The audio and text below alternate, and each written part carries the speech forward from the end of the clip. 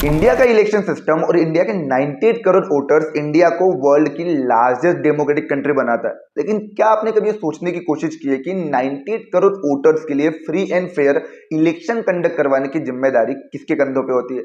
The very simple answer is election commission. तो इस video में हम इलेक्शन कमीशन के बारे में, उसके पावर एंड फंक्शन के बारे में पढ़ने वाले हैं and why election commission is important in democratic country. अगर आप क्लास 8 से लेकर 10 के स्टूडेंट ना भी हो, फिर भी ये वीडियो आपके लिए काफी इंपॉर्टेंट है, जिसमें हम इलेक्शन कमीशन के बारे में एक एक डिटेल और एक एक एस्पेक्ट को काफी सिंपल वे में और काफी इजीएस्ट वे में पढ़ने वाले हैं। बिहार में इलेक्शन होने वाले हैं, तो ये वीडियो वैसे भी इंपॉर्टेंट हो जाता है ताकि आप ये जान सको कि एक्चुअली में इलेक्शन कमीशन की पावर एंड फंक्शन है क्या, इलेक्शन कमीशन करता क्या है। तो विदाउट वेस्टिंग अ टाइम शुरू करते हैं हमारे इस टॉपिक के बारे में। What is election commission? ठीक है, इलेक्शन कमीशन है क्या? The election commission of India is independent and powerful body. Election commission जो है वो एक इंडिपेंडेंट और एक पावरफुल बॉडी। इंडिपेंडेंट मतलब एक ऐसी बॉडी जो ना किसी पॉलिटिकल पार्टी पे डिपेंडेबल हो, ना किसी गवर्नमेंट पे डिपेंडेबल हो और ना ही किसी और पे डिपेंडेबल हो। एक ऐसी बॉडी जिसका काम है इंडिया में फ्री एंड फेयर इलेक्शन को कंडक्ट करना। एक ऐसे इलेक्शन जिसमें कोई भी अनफेयर तरीके यूज ना किए जाए जीतने के लिए, या ऐसे इलेक्शन जो फ्री एंड फेयर तरीके से किए गए हो। तो इंडिया में फ्री एंड फेयर इलेक्शन को कंडक्ट करने की जिम्मेदारी इलेक्शन कमीशन के ऊपर है। और साथ ही साथ entire process of election, look after the entire process of election. तो इलेक्शन की जितनी भी प्रोसेस है, इलेक्शन की डेट को अनाउंस करने से लेकर इलेक्शन के रिजल्ट को डिक्लेयर करने तक, ये सारे चीजें इलेक्शन कमीशन देखता है। अनाउंसिंग डेट, वोटर लिस्ट को प्रिपेयर करना या रिजल्ट को डिक्लेयर करना। ठीक है, वोटर लिस्ट मतलब कि सर जिसमें लिखा होता है कि कौन कौन 18 प्लस है, और जो जो 18 प्लस है उन उन लोगों का नाम वोटर लिस्ट में होता है। तो वोटर लिस्ट को प्रिपेयर करने से लेकर रिजल्ट को डिक्लेयर करने तक या फिर इलेक्शन की डेट को अनाउंस करने तक, ये सारे काम इंडिया में इलेक्शन कमीशन देखता है। और साथ ही साथ इलेक्शन कमीशन को ये पावर मिली है इंडियन कॉन्स्टिट्यूशन के आर्टिकल 324 से 329 तक। तो आप ये बोल सकते हो कि आर्टिकल 324 से लेकर 329 इंडियन कॉन्स्टिट्यूशन के ये इलेक्शन की बात करता है। किसकी बात करता है? इलेक्शन की। इंडिया में इलेक्शन कैसे होना चाहिए, कौन इलेक्शन कंडक्ट करेगा और कौन कौन एलिजिबल है इंडिया में इलेक्शन में वोट देने के लिए, ये सारी चीजें इंडिया में आर्टिकल 324 से 329 के बीच में इंडियन कॉन्स्टिट्यूशन में लिखी हुई है। उसके अलावा सर इलेक्शन कमीशन में कौन कौन है? आपके घर पे कौन है? सर घर पे तो 4 लोग होते हैं, मम्मी होते हैं, पापा होते हैं, भाई होता है, बहन होता है, दादा दादी हो तो 6 लोग होते हैं। ये आपका कंपोजिशन है फैमिली का। उसी तरीके से इलेक्शन कमीशन का कंपोजिशन क्या है? तो आप बोलोगे इंडिया में जो इलेक्शन कमीशन है उसमें 3 लोग होते हैं। एक होता है चीफ इलेक्शन कमीशन। जैसे लोकसभा में कितने लोग होते हैं? लोकसभा में 543 एमपी होते हैं, और इन 543 एमपी में से एक एमपी को आप क्या कहते हो? प्राइम मिनिस्टर कहते हो। एक एमपी क्या बन जाता है? Prime minister. उसी तरीके से 3 इलेक्शन कमीशन मेंबर होते हैं। इन 3 इलेक्शन कमीशन मेंबर में एक जो होता है वो होता है चीफ इलेक्शन कमीशन। कौन होता है? One is a chief election commissioner, और बाकी 2 अदर भी इलेक्शन कमिश्नर होते हैं। तो इलेक्शन कमीशन में टोटल 3 मेंबर होते हैं। कितने मेंबर होते हैं? 3। और ये 3 मेंबर को अपॉइंटेड करता है प्रेसिडेंट ऑफ इंडिया। याद रखना, प्रेसिडेंट ऑफ इंडिया के पास एक अपॉइंटमेंट पावर होती है। तो प्राइम मिनिस्टर को अपॉइंट करने की बात हो, या फिर कैबिनेट मिनिस्टर को, या फिर सुप्रीम कोर्ट के जज को, इन सारे लोगों को अपॉइंटमेंट करने की जो पावर होती है वो प्रेसिडेंट के पास होती है, प्रेसिडेंट ऑफ इंडिया। ठीक है, उसी तरीके से इलेक्शन कमीशन के जो तीनों मेंबर है, all of them are appointed by the president of India. अब आप ये कहोगे सर यहाँ तो आप ये कह रहे हो कि जो इलेक्शन कमीशन है वो इंडिपेंडेंट है। अगर एक इलेक्शन कमीशन को इंडिया का प्रेसिडेंट अपॉइंट कर रहा है तो प्रेसिडेंट तो उसको अपनी इशारों पे चलाएगा, और अगर वो इलेक्शन कमीशन प्रेसिडेंट के अकॉर्डिंग नहीं चलेगा तो प्रेसिडेंट उसको रिमूव भी कर देगा। लेकिन इस चीज को याद रखना कि सर प्रेसिडेंट जो है ना, president of India election commission को अपॉइंट कर सकता है, लेकिन ये इलेक्शन कमीशन जो होता है, इलेक्शन कमिश्नर जो होता है, वो प्रेसिडेंट और गवर्नमेंट के लिए आंसरेबल नहीं होता है। वंस अपॉइंटेड, एक बार प्रेसिडेंट जो है ना इलेक्शन कमिश्नर को अपॉइंट कर दे, they can not be easily remove from the office. उसके बाद आप उसको उसकी ऑफिस से, उसके पोस्ट से हटा बिल्कुल भी नहीं सकते हो। ठीक है, तो एक बार प्रेसिडेंट ऑफ इंडिया अगर इलेक्शन कमिश्नर को अपॉइंट कर दे तो इलेक्शन कमिश्नर को रिमूव करना इट इज वेरी इंपॉसिबल। ठीक है, और ये इंश्योर करता है कि इंडिया में इलेक्शन कमिश्नर के पास इंडिपेंडेंसी है ताकि वो एक फेयर डिसीजन ले सके। इमेजिन करो आप किसी के ऊपर डिपेंडेबल हो, तो क्या आप अपने डिसीजन फ्रीली ले पाओगे? नहीं ले पाओगे ना। आपको, आप जिस पर्सन पे डिपेंडेबल हो, आप अगर अपने पेरेंट्स पे डिपेंडेबल हो तो आपको रात में नाइट आउट करने के लिए भी पेरेंट्स से परमिशन लेना पड़ेगा, आपको मूवी देखने के लिए पेरेंट्स से परमिशन लेना पड़ेगा, मोबाइल चलाने के लिए पेरेंट्स से परमिशन लेना पड़ेगा। क्यों? क्योंकि आप पेरेंट पे डिपेंडेबल हो। वैसे ही आप बोला गया कि इलेक्शन कमीशन जो है वो किसी पे डिपेंडेबल नहीं है। प्रेसिडेंट ऑफ इंडिया उसको अपॉइंट तो कर सकता है लेकिन उसको रिमूव नहीं कर सकता। उसको रिमूव करने के लिए बहुत एक काफी लंबी प्रोसेस होती है जो ऑलमोस्ट इम्पॉसिबल पॉसिबल होता है। ठीक है, तो यही चीज जो है वो इलेक्शन कमीशन ऑफ इंडिया की इंडिपेंडेंसी को इंश्योर करता है, ताकि वो फ्री एंड फेयर डिसीजन ले सके और किसी के दबाव में आके या प्रेशर में आके अपने डिसीजन को चेंज ना करे। ठीक है, बैकग्राउंड की अगर मैं बात करूं तो इलेक्शन कमीशन ऑफ इंडिया जो है, ये जो बॉडी है, इसको 1950 में बनाया गया था। क्यों बनाया गया था? To conduct the election.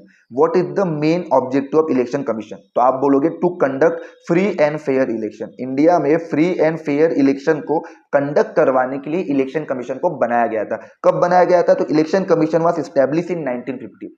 अब सर इंडिया में ना कई सारे इलेक्शन होते हैं, तो इलेक्शन कमीशन कौन से इलेक्शन को कंडक्ट करवाता है? ये चीज याद रखना कि सर जो भी लोकसभा की इलेक्शन हो, जो 543 की कॉन्स्टिट्यूएंसी पर इलेक्शन होंगे ना इंटायर इंडिया पर, जिसे आप जनरल इलेक्शन भी कहोगे या लोकसभा की इलेक्शन, जिसके थ्रू आप प्राइम मिनिस्टर को डिसाइड कर सकते हो इंडिया में, तो लोकसभा की इलेक्शन हो, राज्यसभा की इलेक्शन हो, स्टेट लेजिस्लेटिव असेंबली यानी जिसे हम विधानसभा कहेंगे, जिससे लोग एमएलए बनेंगे और जिनके जिस पॉलिटिकल पार्टी का सबसे ज्यादा एमएलए होंगे, वो पॉलिटिकल पार्टी का जो मेंबर होगा, एमएलए होगा, वो चीफ मिनिस्टर बनेगा। तो ये जो स्टेट लेजिस्लेटिव असेंबली की इलेक्शन हो जिससे आप चीफ मिनिस्टर डिसाइड करते हो, या फिर ये लोकसभा की इलेक्शन हो जिससे आप प्राइम मिनिस्टर डिसाइड करते हो, या राज्यसभा की इलेक्शन हो, प्रेसिडेंट और वाइस प्रेसिडेंट की इलेक्शन हो, ये इंटायर सारे इलेक्शन को कंडक्ट करने की रिस्पॉन्सिबिलिटी, इन सारे इलेक्शन को करवाने की जिम्मेदारी है इलेक्शन कमीशन के ऊपर। याद रखना, इसमें मैं पंचायत की बात नहीं कर रहा हूं कि पंचायत की इलेक्शन हो या फिर म्युनिसिपालिटी या म्युनिसिपल कॉर्पोरेशन की इलेक्शन की, नहीं नहीं नहीं, ये इनकी बात नहीं कर रहा हूं मैं। ये आगे हम डिस्कस करेंगे कि इंडिया में जो लोकल बॉडी के जो इलेक्शन है ना, लोकल बॉडीज के जो इलेक्शन है, ग्राम पंचायत के या फिर म्युनिसिपैलिटी के, वो कौन करवाता है उसको हम आगे डिस्कस करेंगे। ठीक है, तो Lok Sabha, Rajya Sabha, state legislative assembly, president और वाइस प्रेसिडेंट, ये इलेक्शन इंडिया में इलेक्शन कमीशन करवाता है। साथ ही साथ अब इलेक्शन तो करवा रहे हैं, लेकिन इलेक्शन में वोट कौन करेगा? तो आर्टिकल 326 जो है ना इंडियन कॉन्स्टिट्यूशन का, यह बताया ना मैंने, 324 से 329 वो इलेक्शन की बात करता है। तो इसी में आर्टिकल 326 जो है वो कहता है इंडिया में जो इलेक्शन होंगे वो यूनिवर्सल एडल्ट फ्रेंचाइजी पर बेस होगी। किस पर बेस होगे?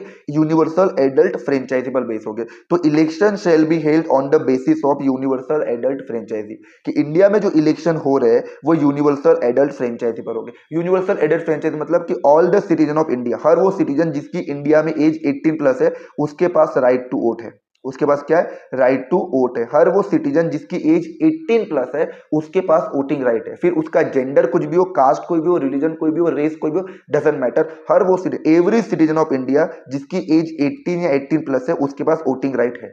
ये यूनिवर्सल एडल्ट फ्रेंचाइजी की बात है।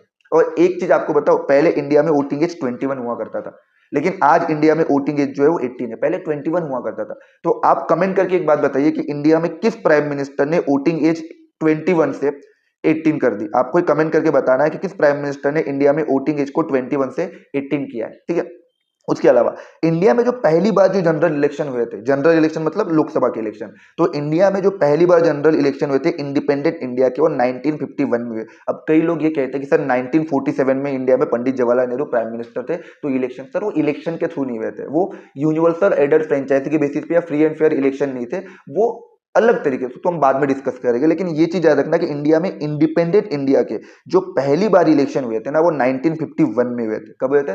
1951 में। और इलेक्शन कमीशन को बनाया गया था 1950 में। क्यों? ताकि आप Lok Sabha, Rajya Sabha, state legislative assembly, president, vice president के इलेक्शन को कंडक्ट करवा सको। और इंडिया में जितने भी इलेक्शन होते हैं ये यूनिवर्सल एडल्ट फ्रेंचाइजी पर होते हैं। इसका मतलब हर वो 18 प्लस सिटीजन जिसका रिलीजन कोई भी हो, कास्ट कोई भी, डजंट मैटर, वो एलिजिबल है इंडिया में वोट देने के लिए। ठीक है, ये बैकग्राउंड था।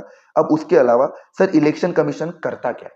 What is the function of election, what are the function of election commission? तो सर इलेक्शन कमीशन कई सारे टास्क को परफॉर्म करता है। Election commission perform a crucial task. क्या?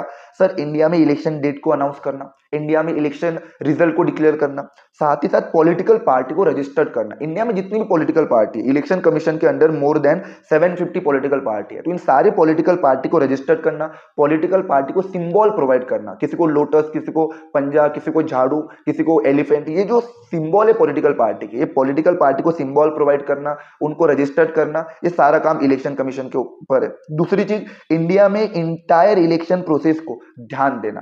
वोटर लिस्ट के ऊपर ध्यान देना, इलेक्शन डेट को अनाउंस करना, इलेक्शन रिजल्ट को अनाउंस करना, मॉडल कोड ऑफ कंडक्ट को इंप्लीमेंट करना, और ये चेक करना कि इंडिया में इलेक्शन फ्री एंड फेयर हो रहे या नहीं हो रहे। और अगर कहीं पे इलेक्शन फ्री एंड फेयर नहीं हो रहे तो इलेक्शन कमीशन क्या करता है, ये हम आगे पावर में पढ़ेंगे।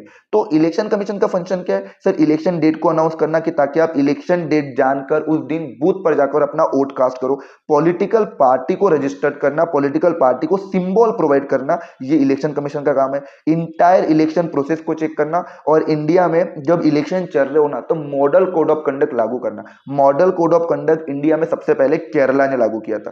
केरला इंडिया में पहला स्टेट था, आई थिंक 1961 या 1962 के आसपास केरला ने सबसे पहली बार 1960 या 61 इसी के आसपास है, केरला ने सबसे पहले मॉडल कोड ऑफ कंडक्ट लागू किया था। उसके बाद जनरल इलेक्शन में model code of conduct follow कर, मॉडल कोड ऑफ कंडक्ट मतलब आचार संहिता।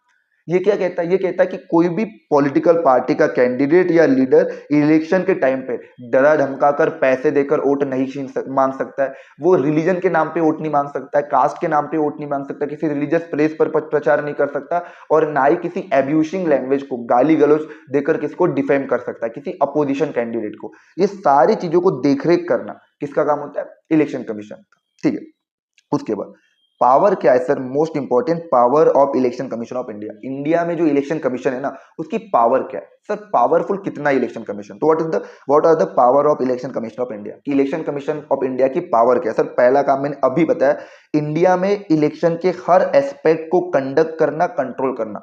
Election commission take decision on every aspect of conduct and control of election. Election की हर चीज का डिसीजन लेना, उसको कंट्रोल करने की जिम्मेदारी इलेक्शन कमीशन के ऊपर होती है। इलेक्शन डेट को अनाउंस करने से लेके इलेक्शन के रिजल्ट को डिक्लेयर करने तक हर चीज की रिस्पॉन्सिबिलिटी इलेक्शन कमीशन के ऊपर होती है, हर डिसीजन इलेक्शन कमीशन लेता है। उसके अलावा ये देश में कोड ऑफ कंडक्ट को इंप्लीमेंट करता है, इन्फोर्स करता है। कोड ऑफ कंडक्ट मतलब वही आचार संहिता, कि कोई भी पॉलिटिकल पार्टी या कैंडिडेट गलत तरीके का यूज ना करे इलेक्शन के टाइम पे, रिश्वत देकर शराब की बोतलें, रिश्वत नहीं, पैसा बांटकर शराब की बोतलें देकर या साड़ी देकर, साड़ी वगैरह बांटकर आप वोट ना खरीदो, एब्यूसिंग लैंग्वेज का यूज ना करो, या फिर रिलीजन का सहारा लेकर, कास्ट का सहारा लेकर लोगों को मैनिपुलेट ना करो। और याद रखना, अगर कोई भी पॉलिटिकल पार्टी का कैंडिडेट या political party code of conduct को वायलेट करते हुए पाई गई ना तो उसको पनिशमेंट मिलेगी। कई बार आपने देखा होगा, न्यूज वगैरह पढ़ते हो तो इलेक्शन कमीशन ने कई पार्टी या कैंडिडेट को जो है ना सस्पेंड कर दिया, या उनके नॉमिनेशन फॉर्म को ही रिजेक्ट कर दिया। इतनी पावर है। आप ये बोल सकते हो कि ड्यूरिंग द टाइम ऑफ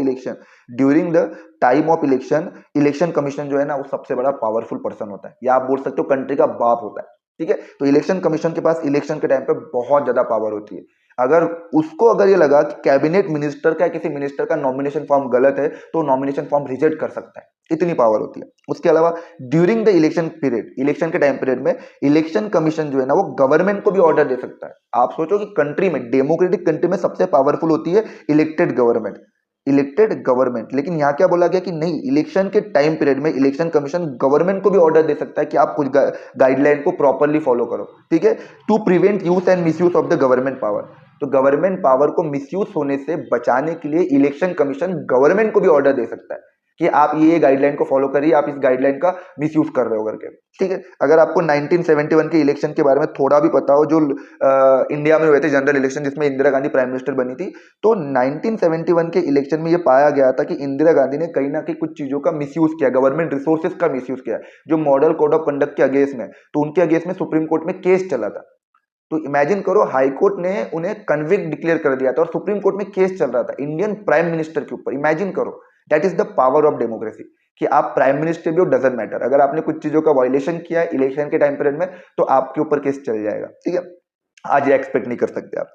ठीक है, उसके अलावा when election officer come to the opinion, जब इलेक्शन कमीशन के ऑफिसर को यह लगता है कि किसी कॉन्स्टिट्यूएंसी पर opinion that polling was not fair, अगर किसी इलेक्शन कमीशन के ऑफिसर को यह लगता है कि किसी एरिया में इलेक्शन जो सही तरीके से नहीं हुए तो उस एरिया पर वो वापस से इलेक्शन कंडक्ट करवा सकता है। इमेजिन करो, इंडिया में एक कॉन्स्टिट्यूएंसी, सपोज नागपुर कॉन्स्टिट्यूएंसी, और नागपुर में सही तरीके से इलेक्शन नहीं हुए तो इलेक्शन कमीशन नागपुर कॉन्स्टिट्यूएंसी पर वापस से इलेक्शन कंडक्ट करवा सकता है, इतनी उसके पास पावर है। तो पावर ऑफ इलेक्शन कमीशन की अगर मैं बात करूं तो इंडिया में इलेक्शन से रिलेटेड हर डिसीजन इलेक्शन कमीशन लेता है।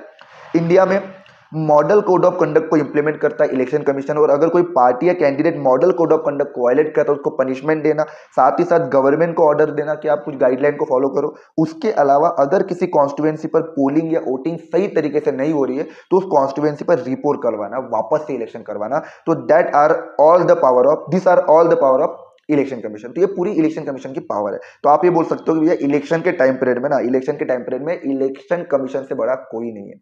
अब क्वेश्चन आता है why election commission is important. क्यों सर इलेक्शन कमीशन इंपॉर्टेंट है, why is election commission important.